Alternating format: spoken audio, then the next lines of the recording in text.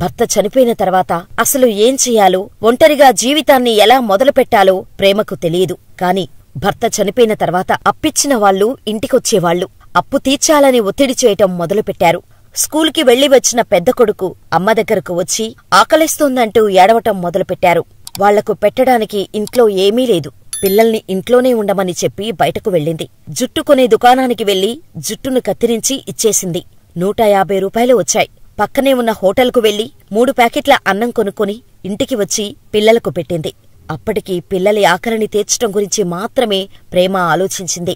మళ్లీ ఏడిస్తే ఇంకో పూట అన్నం మాత్రమే పెట్టగలనని ఆమెకు తెలుసు. ఆ తర్వాత ఏం చేయాలో అర్థం కావటం లేదు. తన భర్తలాగే తాను కూడా ఆత్మహత్య చేసుకోవాలని అనుకుంది. ఓసారి ప్రయత్నించింది కూడా. కాని పిల్లలు అనాథలుగా మారిపోతారని గుర్తుకొచ్చి ఆగిపోయింది. భర్త చనిపోయిన తర్వాత అసలు ఏం చెయ్యాలో, ఒంటరిగా జీవితాన్ని ఎలా మొదలుపెట్టాలో ప్రేమకు తెలియదు. కాని భర్త చనిపోయిన తర్వాత అప్పిచ్చిన వాళ్లు ఇంటికొచ్చేవాళ్లు. అప్పు తీర్చాలని ఒత్తిడి చేయటం మొదలుపెట్టారు. స్కూలుకి వెళ్లి వచ్చిన పెద్ద కొడుకు అమ్మ దగ్గరకు వచ్చి ఆకలిస్తోందంటూ ఏడవటం మొదలుపెట్టారు. వాళ్లకు పెట్టడానికి ఇంట్లో ఏమీ లేదు. పిల్లల్ని ఇంట్లోనే ఉండమని చెప్పి బయటకు వెళ్ళింది. జుట్టు కొనే దుకాణానికి వెళ్లి జుట్టును కత్తిరించి ఇచ్చేసింది. 150 రూపాయలు వచ్చాయి.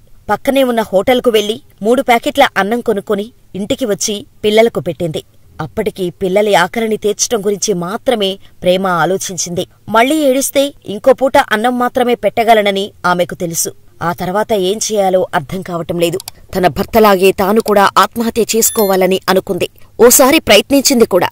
కాని పిల్లలు అనాథలుగా మారిపోతారని గుర్తుకొచ్చి ఆగిపోయింది.